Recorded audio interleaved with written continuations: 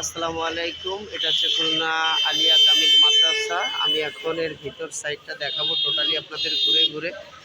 আমরা এখন গেট দিয়ে ঢুকতেছি।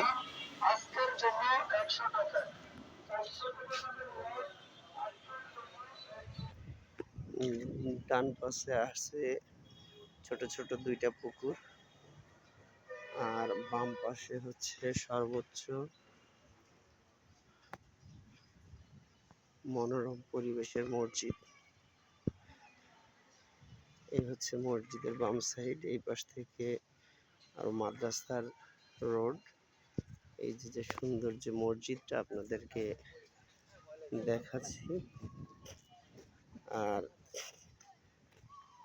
ডান পাশে আছে হচ্ছে সুন্দর একটা পুকুর। সেই পুকুরটারেও আপনারা ঘুরে দেখাচ্ছি। এই হচ্ছে আলিয়া মাদ্রাসার পুকুর। এটা হচ্ছে সাইকেল গ্যারেজ। আবার মসজিদটা এবং দেখাচ্ছি। এই হচ্ছে আলিয়া মাদ্রাসার মসজিদ। এরপরে আমরা চলে যাব আলিয়া মাদ্রাসার মাঠে।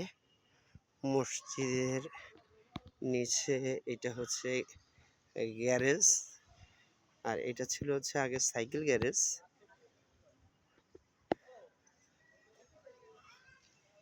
এবার হচ্ছে ভবন 1, 2, 3-এ নিয়ে যাব আপনাদের। এটা হচ্ছে আপনাদের শহীদ আমানুল্লাহ হল। এইটা হচ্ছে একাডেমি ভবন 3। আমি এইখানে 2টা নির্বাচনের ডিউটি খেটেছি। এইটা হচ্ছে একাডেমি ভবন 4।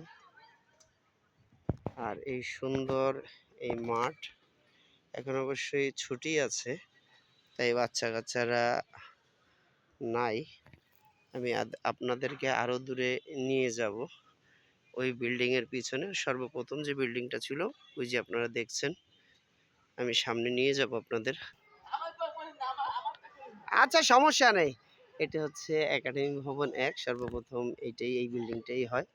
আর ইনি হচ্ছে হাসান ভাই, আমাদের এই মাদ্রাসার দায়িত্বে আছেন কেয়ারটেকার হিসাবে। এই আপনাদের 1 নম্বর ভবনটি দেখাচ্ছি। এই যে এইখান থেকে শুরু করে এই পর্যন্ত। এবার নতুন আরেকটা ভবন তৈরি হয়েছে আপনার আলিয়া কামিল মহিলা মাদ্রাসাটা আবার ওই ভিতরে।